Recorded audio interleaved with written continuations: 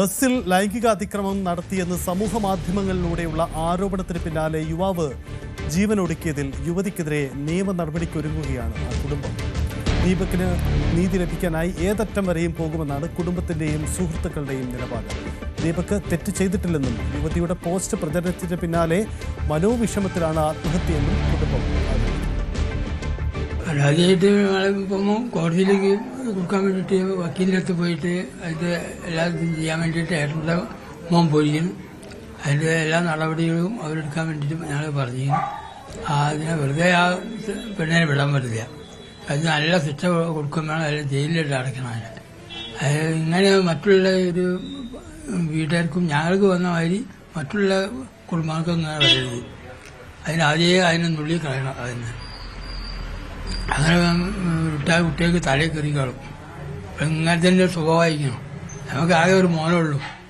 അവരാണ് എല്ലാം ഈ കുടുംബം തന്നെ നടത്തിക്കൊണ്ടുള്ളത്. എല്ലാ കാര്യം നോക്കിയിട്ടൊക്കെ ഞാനാണെങ്കിൽ രണ്ടാൾക്കും വെച്ചാൽ സുഖമില്ല. അങ്ങനെ അവൻ ഇപ്പം ഇങ്ങനെ ചെയ്തുകൊണ്ട് അവനാണെങ്കിൽ ഒരാളോടും ഇതില്ലാത്തൊരു കുട്ടിയാ. മറ്റേ ഒരു ചീത്ത സ്വഭാവം അങ്ങനത്തെ ഒരു ഇതില്ലാതെ നല്ല ഇതിൽ നടക്കുന്ന കുട്ടിയാ. അതിങ്ങനെ പറ്റി പുറത്ത് ഇത് വീഡിയോ ഇങ്ങനെ വന്നു കഴിഞ്ഞാൽ ആരായാലും അവർക്കൊരു മാനക്കേടാണല്ലോ. ആദ്യം സഹിക്കാൻ വയ്യാതെയായി ഈ സംഭവം ഉണ്ടാക്കിയത്. അല്ലെങ്കിൽ അവനാകെ ചെയ്യൂല. രാവിലെ തന്നെ അഡ്വക്കേറ്റിനെ കണ്ടിട്ടുണ്ട്. അവരെ ഇന്ന് അതിന്റെ എല്ലാ കാര്യങ്ങളും ചോദിച്ച് മനസ്സിലാക്കിയിട്ടുണ്ട്. ഒരു പരാതി എഴുതി വാങ്ങിയിട്ട് അച്ഛൻ്റെ അമ്മേനെ കൊണ്ട് ഒപ്പിടിപ്പിച്ചിട്ട് വേണ്ട രീതിയിൽ ഞങ്ങൾ കോടതിയിൽ സമർപ്പിക്കൂ.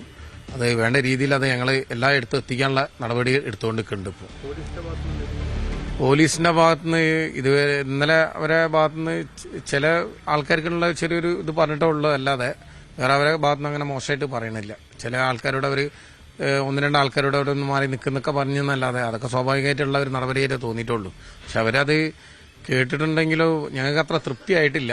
എന്തായാലും ഞങ്ങളതിൽ ഇതൊന്നുമില്ല. പോലീസിനെതിരെ ഒരു ആരോപണമില്ല, ഒരു ഇതുമില്ല. അത് ഓരോ മാനസിക ഇതിൽ ചില ആൾക്കാരെന്തോ തട്ടിക്കയറിയിട്ടുണ്ടാവാം. അങ്ങനെ എന്തെങ്കിലും സംഭവിച്ചിട്ടുണ്ടാവും ഒന്നും പറയണില്ല.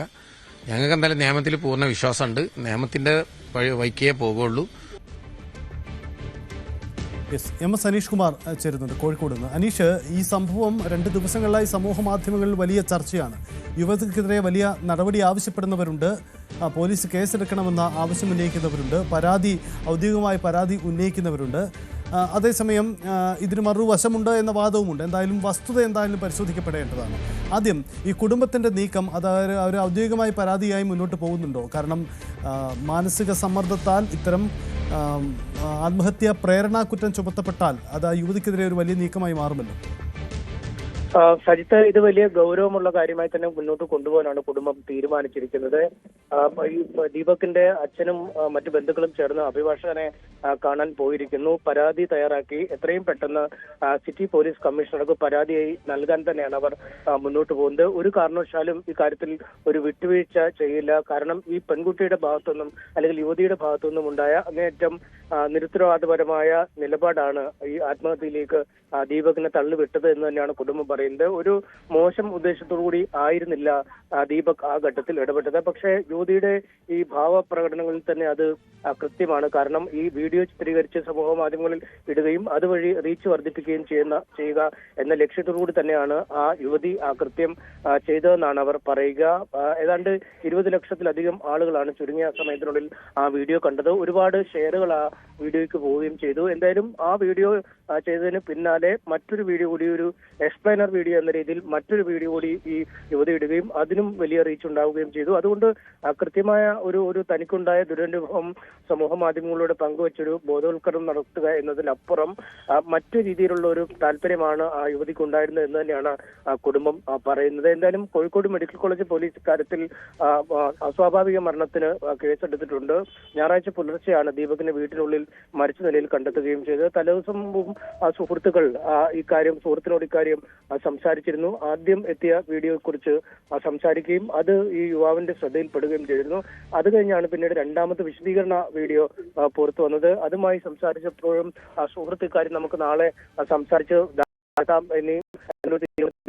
നടക്കുമുള്ള കാര്യങ്ങൾ പറഞ്ഞിരുന്നു. പക്ഷേ ഈ ഓരോ നിമിഷവും സമൂഹ മാധ്യമങ്ങളിൽ സ്ക്രോൾ ചെയ്തു പോകുമ്പോൾ ഇതിനുണ്ടാവുന്ന കമന്റുകൾ, ഇതിനുണ്ടാവുന്ന ഷെയറുകൾ, ഇതിന് അനുകൂലിച്ചും പ്രതികരിച്ചും ഉണ്ടാകുന്ന പ്രതികരണങ്ങൾ, ഇതൊക്കെ വലിയ മാനസികമായ ബുദ്ധിമുട്ട് ദീപകിന് ഉണ്ടാക്കി എന്ന് തന്നെയാണ് കുടുംബവും സുഹൃത്തുക്കളും ഒക്കെ പറയുന്നത്. അതുകൊണ്ട് കൃത്യമായ ഒരു ഉദ്ദേശം ഈ യുവതിയുടെ ഈ പോസ്റ്റിങ്ങിന് പിന്നിലുണ്ട്. അതുകൊണ്ട് തന്നെയാണ് ശക്തമായ നിയമ നടപടികളുമായി മുന്നോട്ട് പോകാൻ ഒരുങ്ങുന്നത്. എന്തായാലും ഇത് സമൂഹ മാധ്യമങ്ങളിലടക്കം വലിയ ചർച്ചാ വിഷയമായി മാറിയിരിക്കുകയാണ്. അനുകൂലിച്ചും പ്രതികൂലിച്ചും ഒക്കെ ആളുകൾ രംഗത്ത് എത്തുന്നുണ്ട്. ഈ രാഹുൽ ഈശ്വറിനെ പോലെ മെൻസ് അസോസിയേഷന്റെ ആളുകളൊക്കെ ഇതിനകം തന്നെ യുവതിക്കെതിരെ കേസെടുക്കണമെന്ന ആവശ്യവുമായി രംഗത്തെത്തി കഴിഞ്ഞിരിക്കുന്നു. നമുക്കറിയാം, ആലുവയിൽ ഒരു ബസ്സിൽ വെച്ച് യുവതിയോട് മോശമായി പെരുമാറിയ സവാദ് അടക്കമുള്ള ആളുകൾ ജയിലിൽ നിന്ന് ഇറങ്ങിയപ്പോൾ സ്വീകരണം നൽകി കൊണ്ടുപോയ ഒരു സംഘടനയാണ്. പലപ്പോഴും ഇത്തരം സംഭവങ്ങളൊക്കെ ഉണ്ടാകുമ്പോൾ അവർ വളരെ സജീവമായി ഇടപെടുകയും ചെയ്യുന്നതാണ്. തങ്ങൾ മുന്നോട്ട് വെച്ചിരുന്ന വാദമുഖങ്ങൾ ഇപ്പോൾ ഒരു പടി കൂടി കടന്ന് ശരിയെന്ന് തെളിയിക്കുന്ന കാര്യങ്ങളാണ് ഇപ്പോൾ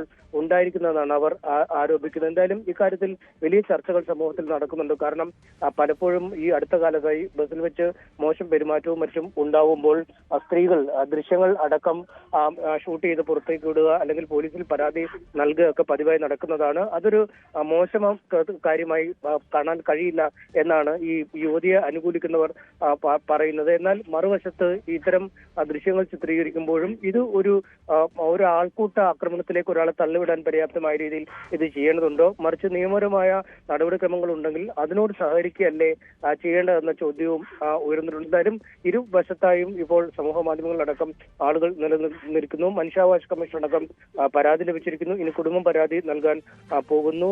മറ്റ് പല ആളുകളും, ഈ ചില അഭിഭാഷകരും രാഹുൽ ഈശ്വറിനെ പോലുള്ള ആളുകളും ഇക്കാര്യത്തിൽ പരാതി നൽകിയിരിക്കുന്നു.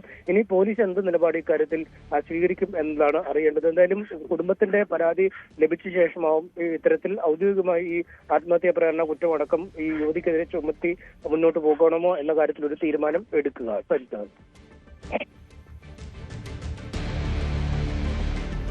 അനീഷ്, തുടരുക. എന്തായാലും കേരള സമൂഹത്തെ, നമ്മളെ എല്ലാവരെയും ഇരുത്തി ചിന്തിപ്പിക്കേണ്ട ഒരു സംഭവമായി കോഴിക്കോട് സംഭവം മാറുക എന്നതാണ് സാഹചര്യം. ഒരു യുവതി പോസ്റ്റ് ഇടുകയാണ്. നമ്മളിപ്പോൾ ആ യുവതിയുടെ ഐഡൻറ്റിറ്റി തൽക്കാലം പുറത്തുവിടുന്നില്ല. കാരണം നമ്മളെ എല്ലാവരെയും ജാഗ്രതപ്പെടുത്തേണ്ട ഒരു സംഭവമാണ്. ഒരു തെറ്റ് ഒരാൾ ചെയ്താൽ ചൂണ്ടിക്കാണിക്കപ്പെടണം. അതിന് നിയമം അനുശാസിക്കുന്ന ശിക്ഷ വാങ്ങിക്കൊടുക്കണം, തർക്കമില്ല. പക്ഷേ ഒരു വ്യക്തിയെ അധിക്ഷേപത്തിന് ഇടയാക്കണമോ, അതല്ലെങ്കിൽ അയാൾ തെറ്റുകാരനാണെന്ന ബോധ്യം വരുന്നതിന് മുമ്പേ സമൂഹത്തിന് മുന്നിലേക്ക് അയാളെ എറിഞ്ഞിട്ട് കൊടുക്കണോ, ഇങ്ങനെ വലിയ ചിന്തകളുണ്ട്. അപ്പോൾ സമൂഹ മാധ്യമങ്ങളിൽ നമ്മൾ കാണുന്നതാണ് ഇത്തരം നിരവധി പോസ്റ്റുകൾ. ഈ യുവതി നേരിടുന്ന ആക്ഷേപം റീച്ചിന് വേണ്ടി മാത്രം ഇത്തരമൊരു പോസ്റ്റ് ഇട്ടു എന്നതാണ് അവർ നേരിടുന്ന ആക്ഷേപം. അവർക്ക് മറ്റൊരു വാദം പറയാനുണ്ടാവാം, അവർ നേരിട്ട അനുഭവം മറ്റൊന്നുകൂടി ഉണ്ടാവാം. പക്ഷേ സമൂഹ മാധ്യമങ്ങളിൽ ഇങ്ങനെ പോസ്റ്റ് ഇട്ടുകൊണ്ടാണോ ഒരാളെ ശിക്ഷിക്കേണ്ടത് എന്ന ചോദ്യമാണ്. അത് ആ വ്യക്തിക്കുണ്ടാക്കുന്ന മനോവ്യഥ ചെറുതല്ല. ഒരു പക്ഷേ തെറ്റുപറ്റിപ്പോയിരിക്കാം, അതിന് ശിക്ഷ അദ്ദേഹത്തിന് കിട്ടുകയും ചെയ്യട്ടെ. പക്ഷേ ഇത്തരം രീതികൾ അത് തെറ്റല്ലേ, അത് നിരോധിക്കപ്പെടേണ്ടതല്ലേ എന്ന ചോദ്യമാണ്. അപ്പോൾ ആ യുവതിയുടെ ഐഡൻറ്റിറ്റിക്കും വലിയ വിലയുണ്ട്, ഒപ്പം യുവാവിനും അതിന് തുല്യ പ്രാധാന്യം തീർച്ചയായും നമുക്ക് നൽകിയേ മതിയാവൂ. അതാണ് നമുക്ക് നൽകേണ്ട കാര്യം. സമൂഹ മാധ്യമ കാലത്ത് ഏറ്റവും ജാഗ്രത പാലിക്കേണ്ട ഒരു വിഷയം കൂടിയായി ഇത് മാറുകയാണ്. നഷ്ടപ്പെടുന്നത് ആ കുടുംബത്തിൻ്റെ ഒരു വേദനയാണ്. നമുക്കറിയാം, ഈ ദീപക് എന്ന വ്യക്തി, അദ്ദേഹം ഒരു സെയിൽസ്മാൻ ആയിരുന്നു. അദ്ദേഹം അതിൻ്റെ ഭാഗമായി അദ്ദേഹം പോവുകയായിരുന്നു. ആ വീഡിയോയുടെ താഴെ വരുന്ന കമൻറ്റുകൾ പലതും വ്യത്യസ്തമായ കമൻറ്റുകളാണ്. അതായത് ഈ ദീപക് ബസ്സിൽ, ഒരു പ്രൈവറ്റ് ബസ്സിൽ യാത്ര ചെയ്യുമ്പോൾ ഒരു കൈയിൽ അദ്ദേഹത്തിൻ്റെ കയ്യിൽ ഒരു ബാഗ് ഉണ്ടായിരുന്നു, മറു കൈ കൊണ്ട് അദ്ദേഹം പിടിച്ചിരിക്കുകയാണ്. ഇതിനിടയിലാണ് അദ്ദേഹത്തിൻ്റെ കൈമുട്ട് സ്പർശിച്ചു എന്ന തരത്തിൽ പോസ്റ്റ് ഇടുകയും ആ പോസ്റ്റ് ഇങ്ങനെ പ്രചരിക്കുകയും ചെയ്യുന്നത്. ഇതിന് താഴെ വരുന്ന കമൻറ്റിൽ ആ യുവതി ബോധപൂർവമായി അത്തരമൊരു രംഗം ഉണ്ടാക്കിയതാണ് എന്ന വാദം ഉന്നയിക്കുന്നവരുണ്ട്. യുവതി തനിക്ക് നേരെ ഇത്തരമൊരു അധിക്ഷേപം ഉണ്ടായിട്ടും അവരതിനെ ആ രീതിയിൽ ഗൗരവത്തോടെ കൈകാര്യം ചെയ്തില്ല, അപ്പോൾ ഇത് തെറ്റല്ലേ എന്ന വാദം ഉന്നയിക്കുന്നുണ്ട്. എന്തായാലും ഒരു കാര്യം വ്യക്തമാണ്, സമൂഹ മാധ്യമങ്ങളിലെ ഇത്തരം പോസ്റ്റുകൾ, ഇത്തരം നീക്കങ്ങൾ അത് ഒരു വ്യക്തിയുടെ ജീവിതം തന്നെ ഇല്ലാതാക്കുമ്പോൾ നമുക്ക് ഇരുത്തി ചിന്തിക്കേണ്ടി വരുന്ന സാഹചര്യം കൂടിയുണ്ട്. രാഹുൽ ഈശ്വർ നമുക്കൊപ്പം ചേരുന്നു. ശ്രീ രാഹുൽ ഈശ്വർ, താങ്കൾ ഇന്നലെ തന്നെ ഈ വിഷയത്തിൽ പ്രതികരിച്ചതാണ്, പോസ്റ്റ് ഇട്ടതാണ്, പരാതി കൊടുത്തതാണ്. താങ്കളുടെ വാദവും അറിയാം. ഒരു കാര്യം വ്യക്തമാണ്, ഇത്തരം സംഭവങ്ങളിൽ സമൂഹ മാധ്യമങ്ങളിൽ പോസ്റ്റിട്ട് ഒരു വ്യക്തിയെ അധിക്ഷേപിക്കുക എന്ന സാഹചര്യം ഒഴിവാക്കപ്പെടേണ്ടത് തന്നെയാണ്. എന്താണ് താങ്കൾ ഈ വിഷയത്തിൽ നടത്താൻ പോകുന്ന നീക്കം? രണ്ട് കാര്യങ്ങൾ. ഒന്ന്, ന്യൂസ് 18 അടക്കമുള്ള എല്ലാ മുഖ്യധാരാ മാധ്യമങ്ങൾക്കും ഇത് ഹൈലൈറ്റ് ചെയ്തതിന് നന്ദി പറയുന്നു. പലപ്പോഴും അങ്ങനെ പല പുരുഷന്മാരും ആത്മഹത്യ ചെയ്യുന്നത് വാർത്ത പോലും ആകാറില്ല. ഉദാഹരണം, കഴിഞ്ഞ 2 മാസങ്ങൾക്ക് മുമ്പ് സുനീർ എന്ന് പറഞ്ഞ 29 വയസ്സുകാരൻ തിരുവനന്തപുരത്ത് ഇതേപോലെ ആത്മഹത്യ ചെയ്തിരുന്നു. സുനീറിന്റെ ഉമ്മയെ വിളിച്ചുകൊണ്ട് ഞാൻ DGPയെ കാണാൻ പോയി പരാതി കൊടുത്തു. പരാതി എഴിഞ്ഞു നീങ്ങുകയാണെങ്കിൽ എടുത്തിട്ടുണ്ട്. ഈ പെൺകുട്ടിക്കെതിരെ അടിയന്തരമായി FIR ഇട്ട് കേസെടുക്കണം. ആത്മഹത്യാ പ്രേരണ, അധിക്ഷേപം അടക്കമുള്ള കാര്യങ്ങളിൽ കേസെടുക്കണം. 2, ഇതിനെ നമ്മൾ വർഗീയവൽക്കരിക്കരുത്, രാഷ്ട്രീയവൽക്കരിക്കരുത്. ബഹുമാനപ്പെട്ട മുഖ്യമന്ത്രി അഡ്രസ് ചെയ്യുന്നത് അദ്ദേഹം നമ്മുടെ മുഖ്യമന്ത്രി ആയതുകൊണ്ടാണ്. കാര്യം അധികാരസ്ഥാനത്തിരിക്കുന്ന വ്യക്തിയാണ്. അദ്ദേഹം പലപ്പോഴും അതിജീവിതമാരുടെ പരാതിയിൽ, ഇമെയിൽ പരാതിയിൽ പോലും വളരെ താല്പര്യത്തോടെ പരാതി എടുക്കാറുണ്ട്. ഇന്ന് ഞാനടക്കം പരാതി കൊടുത്തിട്ടുണ്ട്. അവരുടെ കുടുംബം പോകുന്നുണ്ട്. അടിയന്തരമായി ഈ പരാതി എടുക്കണം. 2, ഈ പെൺകുട്ടി വിദേശത്തേക്കടക്കം പോകാൻ ശ്രമിക്കുന്നു എന്ന് ചില സാമൂഹ്യ മാധ്യമങ്ങളിലെ വാർത്തകൾ കാണും. അതിനു മുമ്പ് ഈ പെൺകുട്ടിയെ FIR ഇടണം, ഈ പെൺകുട്ടിയെ അറസ്റ്റ് ചെയ്യണം. യഥാർത്ഥത്തിൽ ഇനിയും ഭാവിയിൽ ഇതേപോലെ ഒരു ദീപക്കും കൂടി ഉണ്ടാകരുത്. പലപ്പോഴും ഇത് അറിയുന്ന പോലുമില്ല. നമ്മുടെ മാധ്യമങ്ങൾ ഇത് വിഷയമാക്കുന്നത് തന്നെ പോസിറ്റീവായ ഒരു കാര്യമാണ്. വേറൊന്നും കൊണ്ടല്ല, പലരും ഇങ്ങനെ ആത്മഹത്യ ചെയ്തു, കുടുംബങ്ങൾ വർഷങ്ങളോളം പോരാടി ഒരു റിസൾട്ടും ഉണ്ടാകാതിരിക്കുന്നുണ്ട്. ദീപകിന്റെ മരണം കേരളത്തിലെ പുരുഷാവകാശ പോരാട്ടങ്ങളുടെ ഒരു ടേണിംഗ് പോയിന്റ് ആണ്. ഇനി ഒരു ദീപക് ഉണ്ടാവരുത്. കാര്യം നമ്മുടെ വീട്ടിലുള്ള ആൺകുട്ടികളുള്ളതല്ലേ. രാഹുൽ ഈശ്വർ, ഒരു കാര്യം ഇടപെട്ട് ചോദിട്ടെ. നമുക്കിതൊരു പുരുഷാവകാശ പോരാട്ടം എന്ന സൈഡിലേക്ക് ഒരു ജെൻഡർ തിരിച്ചു കാണേണ്ടതുണ്ടോ? അതിനപ്പുറം ഇതിന് മറ്റൊരു വശമല്ലേ നമ്മൾ ഹൈലൈറ്റ് ചെയ്യുന്നത്? മറ്റൊന്നുമല്ല, ഒരു വ്യക്തി, പ്ലീസ് ഞാനൊന്ന് ക്ലിയർ ചെയ്യാം. അതായത് നമുക്കതിനപ്പുറം ഒരു തെറ്റിനെ സമൂഹ മാധ്യമങ്ങളിലൂടെ ഒരു വ്യക്തിയെ അധിക്ഷേപിക്കേണ്ട ആവശ്യമുണ്ടോ? ആ വ്യക്തിയുടെ മരണത്തിലേക്ക് തന്നെയാണല്ലോ ഇത് പോകുന്നത്. നാളെ ദീപകിന് പകരം മറ്റൊരു പുരുഷനാവാം ഇത്തരം ഒരു പോസ്റ്റ് ഇടുന്നത്. അപ്പോഴും നമുക്ക് ചൂണ്ടിക്കാണിക്കേണ്ടി വരും. അപ്പോൾ ഒരു ജെൻഡർ തിരിച്ചതിനെ പറയേണ്ടതുണ്ടോ? അല്ല, അങ്ങനെയല്ല. പക്ഷെ പലപ്പോഴും സംഭവിക്കുന്ന നേരെ തിരിച്ചല്ലേ. ഈ സ്ത്രീയുടെ പേര് പോലും ഞാൻ ഉപയോഗിക്കുന്നില്ല. എന്തുകൊണ്ടാണ്?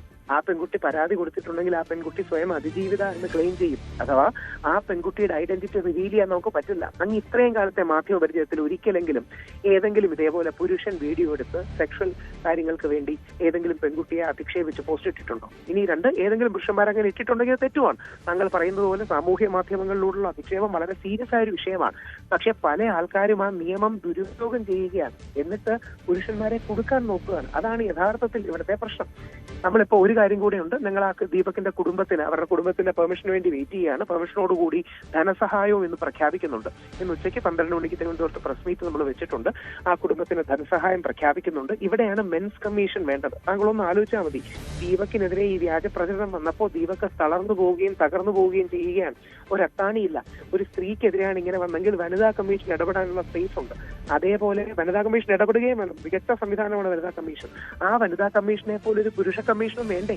അതില്ലാത്തത് കൊണ്ടല്ലേ ദീപക് അടക്കമുള്ളവർക്ക് എവിടെയും പോകാനില്ലാത്തത്. ദീപക് എന്തുകൊണ്ടായിരിക്കും ആത്മഹത്യ ചെയ്തത്?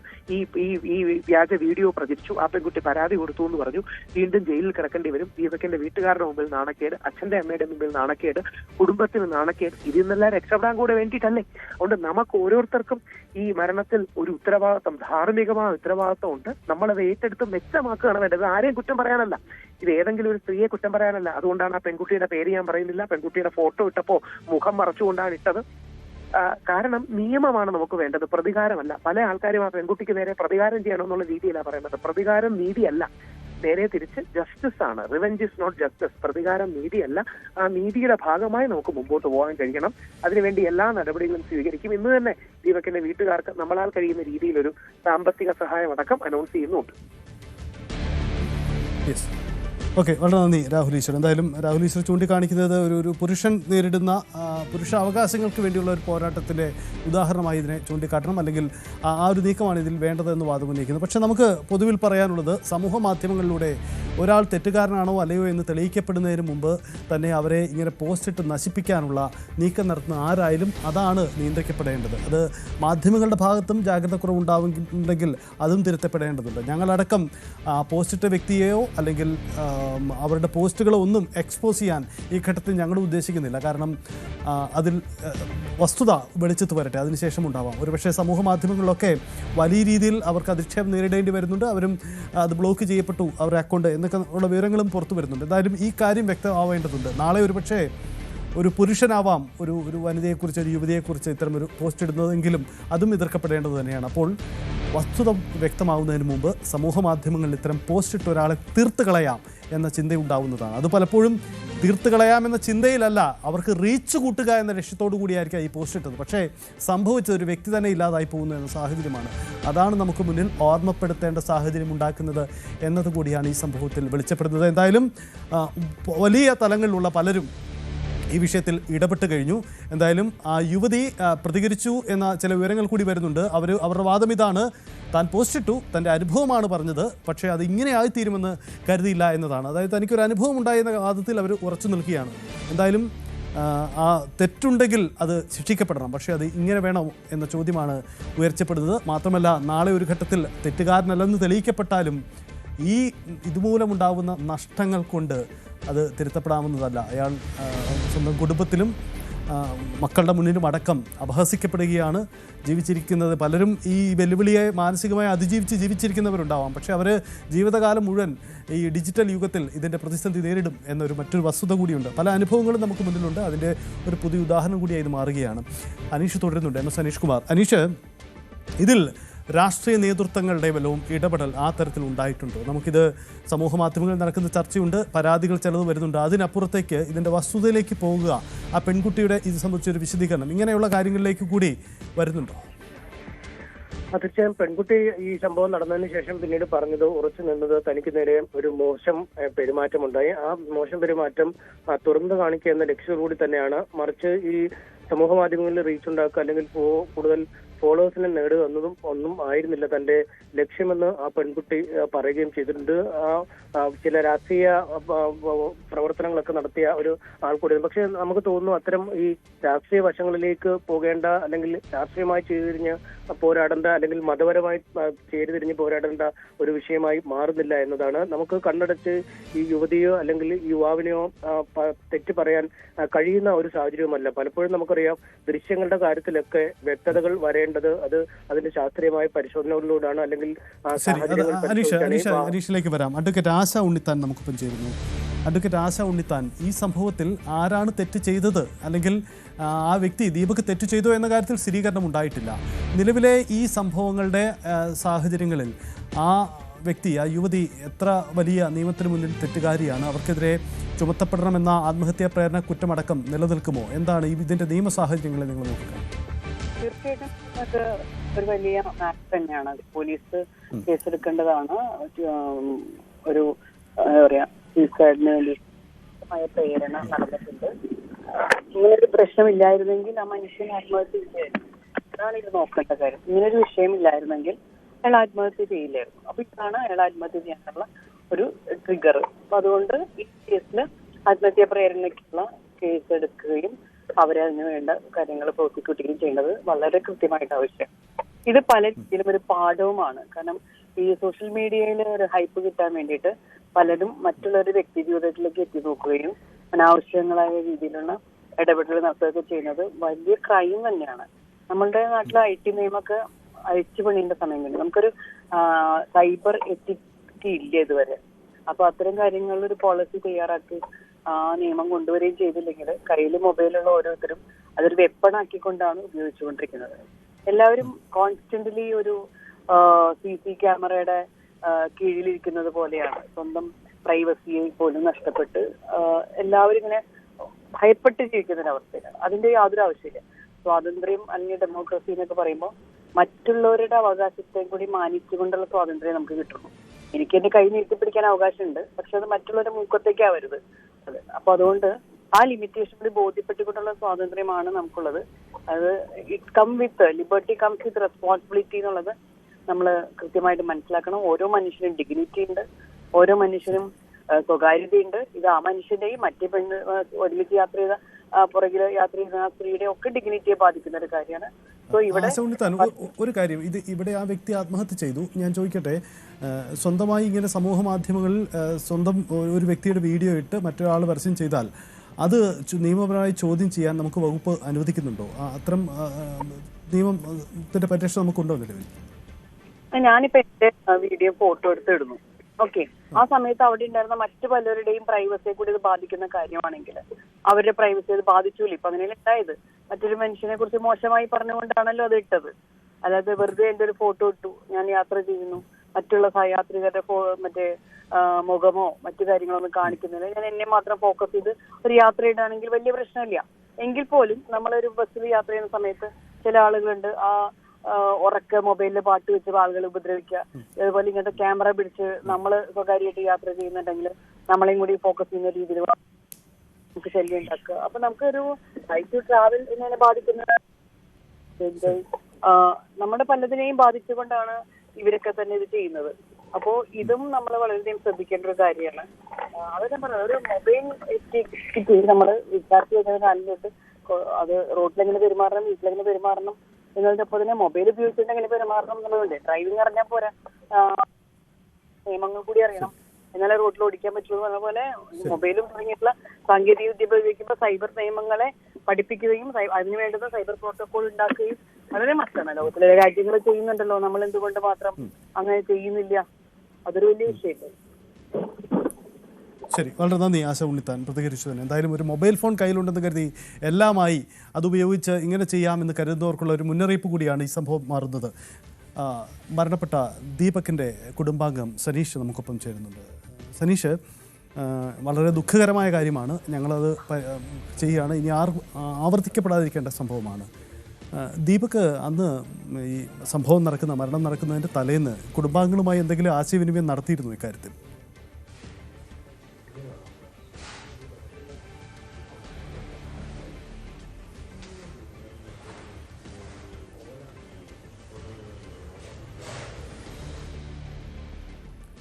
യെസ്, സനീഷ് കേൾക്കാൻ കഴിയുന്നുണ്ടോ? സനീഷ്, എന്നെ കേൾക്കാമോ?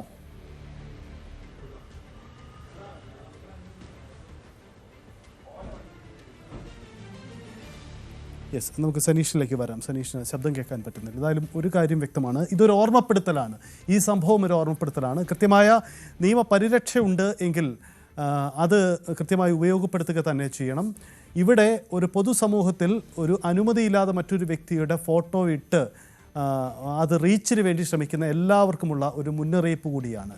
യൂട്യൂബ് ചാനലുകൾ യൂട്യൂബർമാർ ഇങ്ങനെ പെരുകുന്ന കാലത്ത് അവിടെ ഒരു വ്യക്തിയുടെ വ്യക്തി സ്വാതന്ത്ര്യം സംരക്ഷിക്കപ്പെടണമെന്ന ആവശ്യകതയും ഓർമ്മപ്പെടുത്തൽ കൂടി ഈ സംഭവത്തിലുണ്ട്.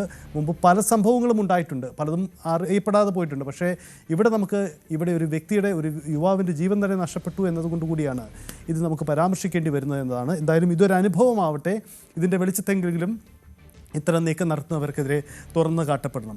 ഇതാ ഈ യുവതിയുടെ പ്രൊഫൈൽ ഞാൻ നേരിട്ട് കണ്ട വ്യക്തിയാണ്, അവരുടെ പ്രൊഫൈലിലെ വീഡിയോകൾ പരിശോധിച്ച വ്യക്തിയാണ്. എനിക്ക് കാണാൻ കഴിഞ്ഞത് പല കാര്യങ്ങളെക്കുറിച്ചും അവർ അഭിപ്രായം പറഞ്ഞിട്ടുണ്ട്, പല ഇടങ്ങളിലും യാത്ര ചെയ്തിട്ടുണ്ട്. ഈ വിഷയത്തിൽ 2 വീഡിയോയാണ് അവർ പോസ്റ്റ് ചെയ്തത്. ആദ്യ വീഡിയോയിൽ അവർ ഒരു സെൽഫി മോഡിൽ ക്യാമറ വെച്ചുകൊണ്ടാണ് ഇത് ഇടുന്നത്. അതിനുശേഷം അതിൻ്റെ വിശദീകരണം നടത്തിക്കൊണ്ട് മറ്റൊരു വീഡിയോ ഇടുന്നു. ഇതിലെല്ലാം അവർ പറയുന്നത് ഈ വ്യക്തി തുറന്നു കാട്ടപ്പെടണമെന്ന വാദമാണ്. പക്ഷേ തുറന്നു കാട്ടപ്പെട്ടപ്പോൾ ആ യുവാവിന് ജീവൻ നഷ്ടപ്പെട്ടു എന്ന മറ്റൊരു കാര്യം കൂടിയാണ് സംഭവിച്ചത്. യെസ്, ദീപകിൻ്റെ കുടുംബാംഗം സനീഷ് നമുക്കൊപ്പം ചേരുന്നു. സനീഷ്, എന്നെ കേൾക്കാൻ കഴിയുന്നു എന്ന് കരുതുന്നു. ഈ മരണത്തിന് തലേന്ന് ദീപക് കുടുംബാംഗങ്ങളുമായി ഈ സംഭവവുമായി ബന്ധപ്പെട്ട് എന്തെങ്കിലും ആശയവിനിമയം നടത്തിയിരുന്നു?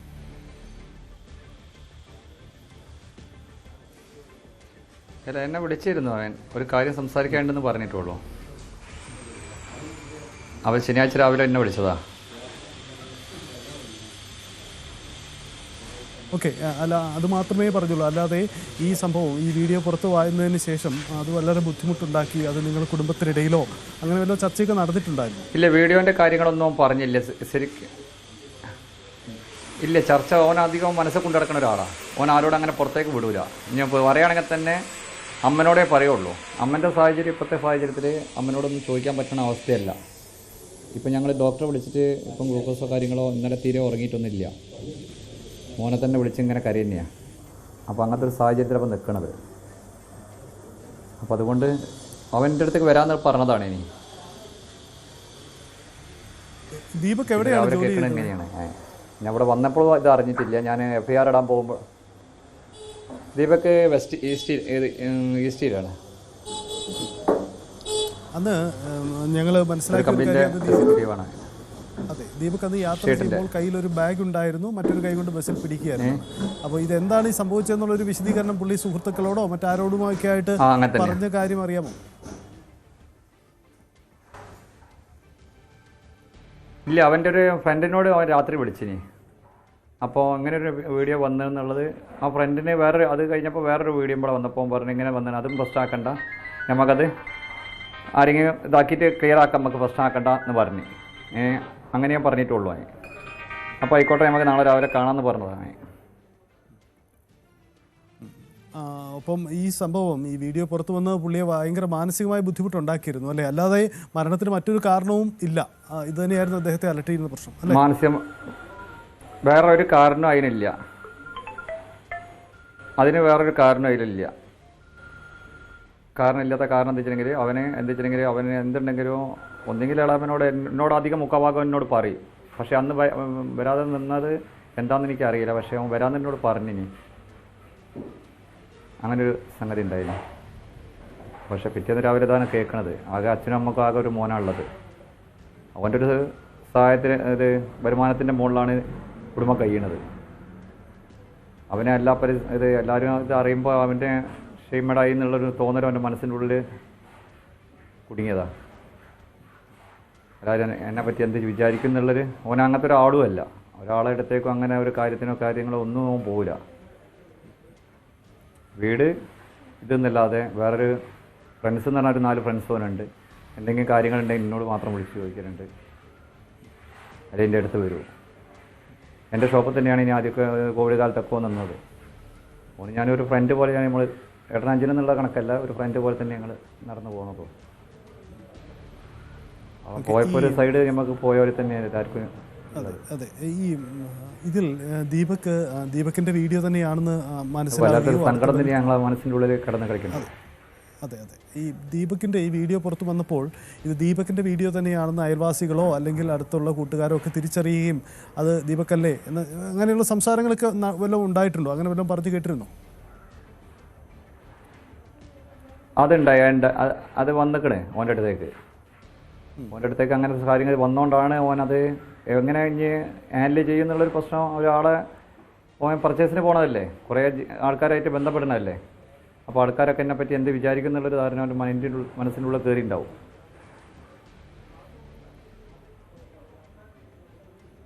ഈ വീഡിയോ പുറത്ത് വന്നതിന് ശേഷം ഈ വീഡിയോ ഇട്ട ആരെങ്കിലും, ആ യുവതിയോ അതല്ലെങ്കിൽ അവരുമായി ബന്ധപ്പെട്ട ആരെങ്കിലും നിങ്ങൾ കുടുംബാംഗങ്ങളെ വല്ലതും ബന്ധപ്പെട്ടിട്ടുണ്ടോ? ഇല്ല, ആരും ബന്ധപ്പെടാനോ കാര്യങ്ങളൊന്നും വന്നില്ല. എന്താണ് ഈ വിഷയത്തിൽ ഇനി എന്ത് ചെയ്യാനാണ്? നിയമപരമായി നീങ്ങുവാന്ന് അറിഞ്ഞു. പോലീസിൽ പരാതി കൊടുത്തു കഴിഞ്ഞു?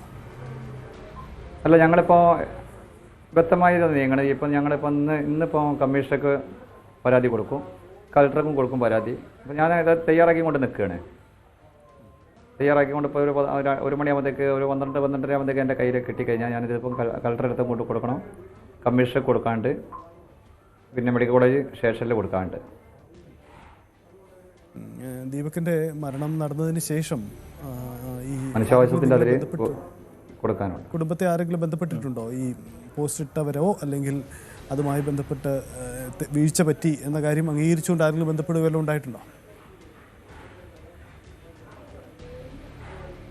ഇല്ല, ഒന്നും ആരും വന്നിട്ടൊന്നുമില്ല.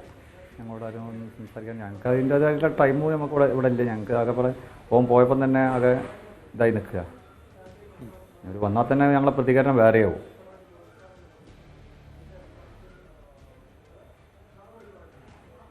ഈ ദീപക് സോഷ്യൽ മീഡിയയിലൊക്കെ ആക്റ്റീവ് ആയിരിക്കുന്ന ആളാണോ? അദ്ദേഹത്തിന് അങ്ങനെ സോഷ്യൽ മീഡിയ അക്കൗണ്ടൊക്കെ ഉള്ള ആളല്ലേ?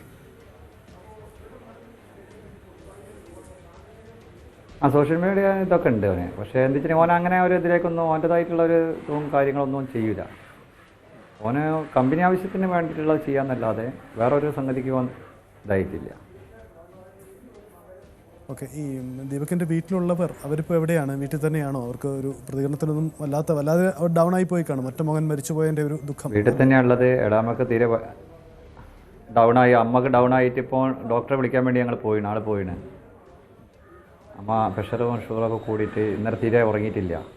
ഇന്നിപ്പോൾ നേരം ഇതൊക്കെ ഞാനൊക്കെ പറഞ്ഞ അവസാനം ചായ ഒടിച്ച് ഇപ്പോൾ അവിടെ മറ്റൊന്ന് കണ്ണ് മാടിയാണ്. അപ്പോൾ ആരോട് ശല്യം ചെയ്യേണ്ടെന്ന് പറഞ്ഞിട്ട് ഞങ്ങൾ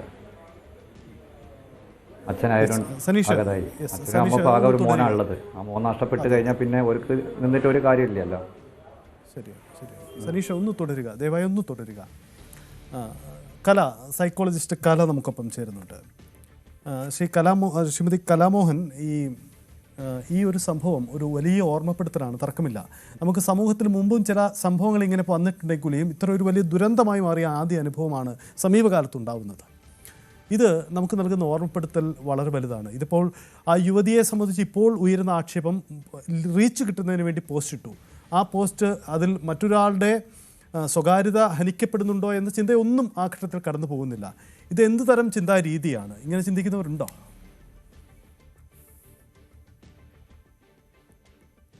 ശ്രീമതി കലാമോഹൻ. പറയൂ. നമുക്ക് മുന്നിൽ ഇതൊരു വലിയ ദുരന്തമായി മാറുന്ന, ഓർമ്മപ്പെടുത്തുന്ന ഒരു പുതിയ അനുഭവമാണ്. സമീപകാലത്തൊക്കെ ഇത്തരം ചില കാര്യങ്ങൾ നമുക്ക് മുന്നിൽ ഉണ്ടായിട്ടുണ്ടെങ്കിൽ കൂടിയും ഇതൊരു ദുരന്തമായി മാറുന്ന സമീപകാലത്തെ ഒരു ആദ്യ അനുഭവമാണ്.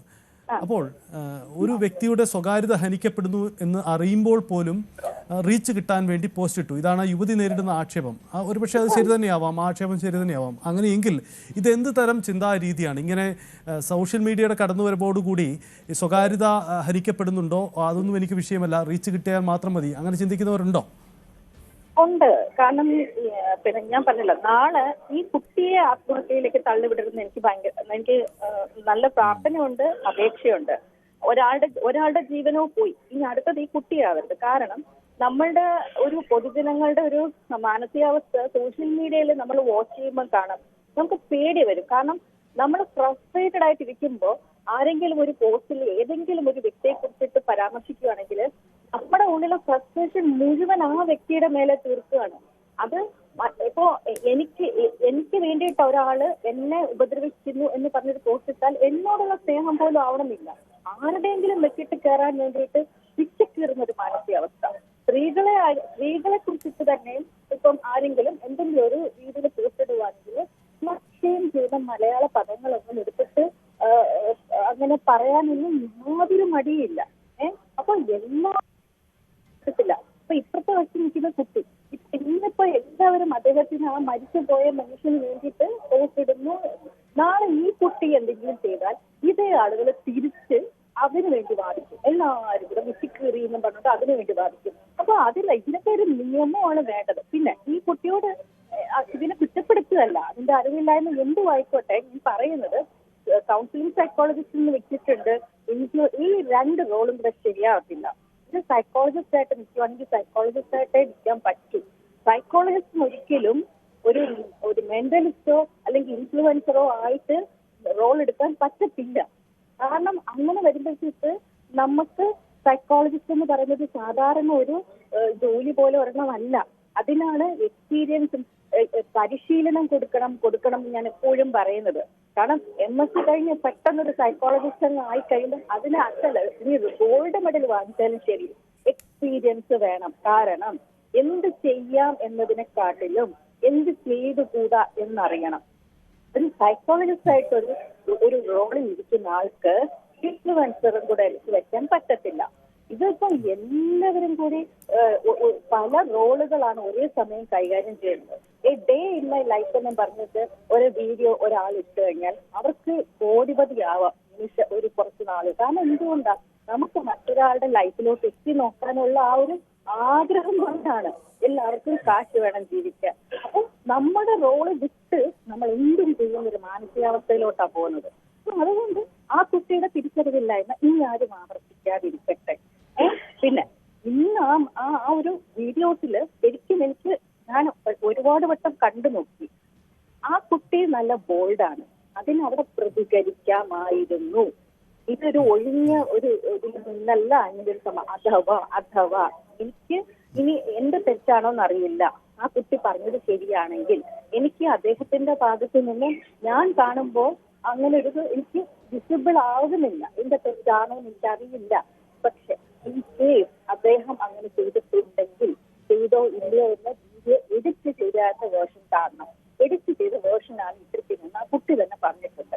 എഡിറ്റ് ചെയ്യാത്ത വേർഷൻ കണ്ടാൽ മാത്രമേ അത് നമുക്ക് ക്ലിയർ ആവത്തുള്ളൂ. അപ്പോൾ അഥവാ അങ്ങനെ ഒരു പറ്റുവാണെങ്കിൽ അവിടെ തന്നെ പ്രതികരിക്കാമായിരുന്നു.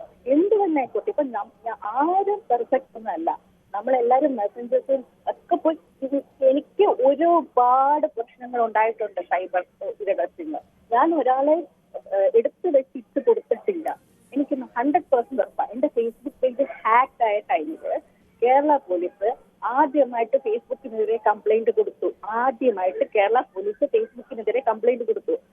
എന്നോട് ആരെയൊക്കെ ആണ് ഡൗട്ട് എന്ന് ചോദിച്ചപ്പം പോലും എനിക്കെതിരെ സൈബർ അറ്റാക്ക് നടത്തിയിട്ടുള്ള ഒരുപാട് പേരുണ്ടായിരുന്നു. അവരുടെ ഒന്നും പേര് ഞാൻ പറഞ്ഞിട്ടില്ല. കാരണം അവർ നിരപരാധിയാണെങ്കിൽ ഞാൻ കാരണം അവർക്കൊരു പ്രശ്നം ഉണ്ടാവരുത്. അപ്പൊ അങ്ങനെ സാമാന്യമായ, നമ്മൾ ആരും പെർഫെക്റ്റ് അല്ല, പക്ഷെ സാമാന്യമായ ചില മര്യാദകൾ നമ്മൾ പാലിക്കേണ്ടതുണ്ട്. എംപതി വേണം. അപ്പൊ ഒരു കണ്ടന്റ് ക്രിയേറ്റർ ആവുക, ഒരു ഇൻഫ്ലുവൻസർ ആവുക എന്ന് പറയുമ്പോഴത്തേക്ക് എമ്പതി ഇല്ലാണ്ടാവരുത്. എമ്പതിയോട് കൂടി എന്തുകൊണ്ട് നമുക്ക് എമ്പതി ഇല്ലാതായിത്തീരുന്നു?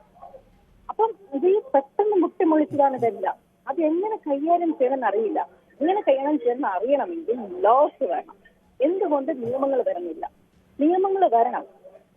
ഒരു സ്ത്രീയെ അപമാനിക്കാനായിട്ട് ഏറ്റവും എളുപ്പമുള്ള വഴി എന്ന് പറഞ്ഞാൽ ലൈംഗിക അപവാദം. അത് അക്ഷരങ്ങളിലൂടെ നിരത്തുക എന്നുള്ള ക്ലക്ഷ്യം ചെയ്യുക. അതോടുകൂടി ഈ എത്ര പേര് കുഴഞ്ഞു വീഴാറുണ്ട് ഇത് വായിച്ചിട്ട്. എത്രയോ പേര് കൺസൾട്ടേഷൻ വരുന്നുണ്ട്. ആത്മഹത്യ ചെയ്യുന്നില്ലെന്നേ ഉള്ളെന്നുള്ള രീതിയിൽ എത്ര പേര് നിൽക്കുന്നുണ്ട്. ഇതിനൊക്കെ ഒരു നിയമം വരണ്ടേ? അതെ, യെസ്. എന്തായാലും താങ്കൾ സൂചിപ്പിച്ചതുപോലെ ഇതിൻ്റെ പ്രതികരണം, ഈ വീഡിയോ എടുത്ത് പോസ്റ്റ് ചെയ്യാൻ കാട്ടിയ ധൈര്യം അവിടെ ആ വേദിയിൽ തന്നെ പ്രതികരിക്കാൻ കാട്ടിയിരുന്നെങ്കിൽ അവർക്ക് നേരിട്ട യുവതിക്കൊരു വലിയ അധിക്ഷേപം നേരിട്ടെങ്കിൽ അതിനുള്ള മറുപടിയും കൊടുക്കാം, അത് നിയമത്തിന് മുന്നിൽ കൊണ്ടുവരാൻ ചെയ്യാം. പക്ഷേ ഒരു ജീവൻ നഷ്ടമാവില്ലായിരുന്നു എന്ന സാഹചര്യം കൂടിയുണ്ട്. അപ്പോൾ പ്രതികരണം സോഷ്യൽ മീഡിയയിൽ മാത്രം മതിയോ, പോസ്റ്റിട്ട് മാത്രം മതിയോ, അത് റീച്ച് കൂട്ടാനല്ലേ എന്ന ആക്ഷേപത്തിന് ഏറെ കഴമ്പുണ്ട് എന്നുകൂടിയാണ് സാഹചര്യം ഒരുങ്ങുന്നത്. യെസ്, ദീപകിൻ്റെ കുടുംബാംഗം നമുക്കിപ്പം തുടരുന്നുണ്ട്. നമ്മൾ നേരത്തെ സൂചിപ്പിച്ചതുപോലെ ഈ യുവതി ഇതിന് ശേഷം തനിക്ക് ഇങ്ങനെയൊരു ദുരന്തമായി ഇത് മാറുമെന്ന് പ്രതീക്ഷിച്ചിരുന്നില്ല എന്ന് പലരോടും പ്രതികരിച്ചതായി അറിയുന്നു. ഇപ്പോൾ അവരെ പ്രതികരിക്കാൻ നമുക്ക് ലഭ്യമാവുന്നില്ല. എന്തായാലും ഈ വിഷയത്തിൽ പോലീസിൻ്റെ ഭാഗത്ത് നിന്ന് എന്തൊരു ആക്ഷൻ ഉണ്ടാകണമെന്നാണ് നിങ്ങൾ ആഗ്രഹിക്കുന്നത്?